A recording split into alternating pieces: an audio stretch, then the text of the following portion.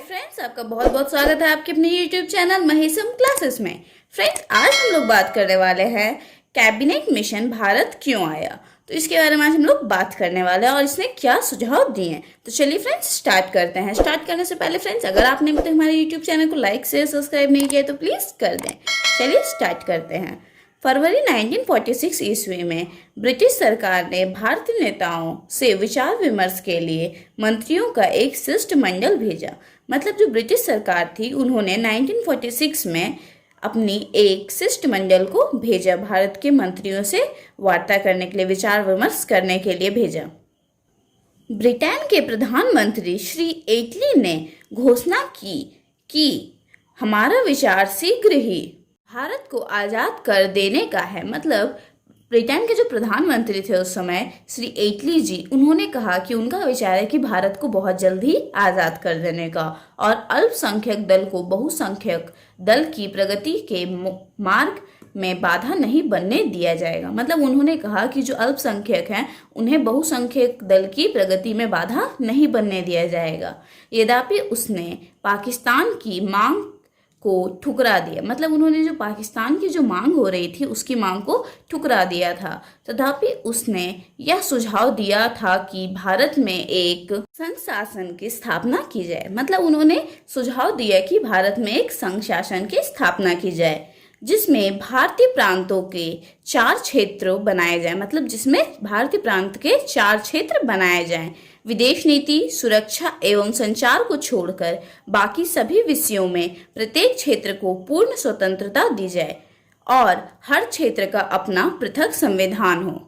इसलिए शिष्टमंडल ने यह सुझाव दिया कि संविधान सभा बुलाई जाए। मतलब इसलिए शिष्टमंडल जो थे उन्होंने सुझाव दिया कि संविधान सभा बुलाई जाए। इसके सदस्यों का चुनाव प्रत्यक्ष रूप से जनता द्वारा ना होकर सांप्रदायिक निर्वाचन क्षेत्रों के आधार पर प्रांतीय धारा सभाएं करें। देशी राज्यों के प्रतिनिधियों को मनोनीत करने का अधिकार उनके राजाओं को दिया गया। मतलब देशी राज्यों के जो प्रतिनिधि मनोनीत करना था उनके राजाओं को इसका अधिकार दिया गया। कांग्रेस को हिंदुओं के प्रतिनिधि मनोनीत करने का अधिकार मिला।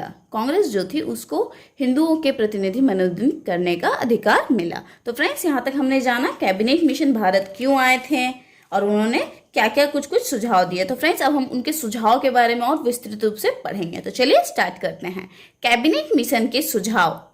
कैबिनेट मिशन ने भारतीय नेताओं से विचार विमर्श के 16 मई 1946 को प्रस्ताव प्रस्तुत किए जो इस प्रकार थे। तो पहला पॉइंट है हमारा फ्रेंड्स, भारत में एक संघ शासन की स्थापना की जाए जिसमें ब्रिटिश भारत के प्रांत और देशी राज्य शामिल हो। मतलब जिसमें ब्रिटिश भारत के जो प्रांत थे और देशी राज्य शामिल होंगे। दूसरा पॉइंट है फ्रेंड्स हमारा, संघ सरकार को देश की सुरक्षा, यातायात और वैदेशिक मामलों का अधिकार होगा। अब हमारा तीसरा पॉइंट है, इस संघ में ब्रिटिश भारत के और देशी रियायतों के प्रतिनिधियों को मिलाकर एक व्यवस्थापिका तथा एक कार्यपालिका का निर्माण होगा। चौथा पॉइंट है फ्रेंड्स हमारा, प्रांतों को केंद्रीय मामलों को छोड़कर सभी मामलों पर स्वयं सत्ता प्राप्त हो और विशिष्ट शक्तियां उसी के पास हो। पांचवा पॉइंट है फ्रेंड्स हमारा, देशी रियासतों को वे शक्तियों को भी प्राप्त होंगी जो उन्होंने संघ सरकार को नहीं सौंपी। मतलब देशी रियासत जो होंगी उनको भी वे शक्तियां प्राप्त होगी जो संघ सरकार को नहीं सौंपी होंगी।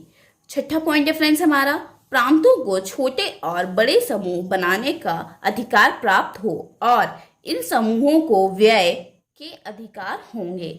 इसका फैसला वे स्वयं ही करेंगे।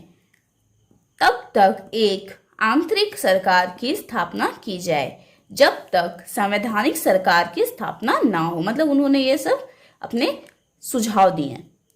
उस सरकार में प्रमुख दलों के प्रतिनिधि हों। भारत के लिए एक मंत्रिमंडल सभा की व्यवस्था की जाए।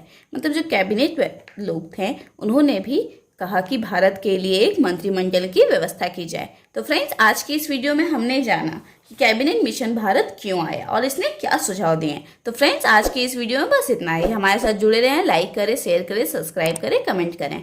Thank you for watching.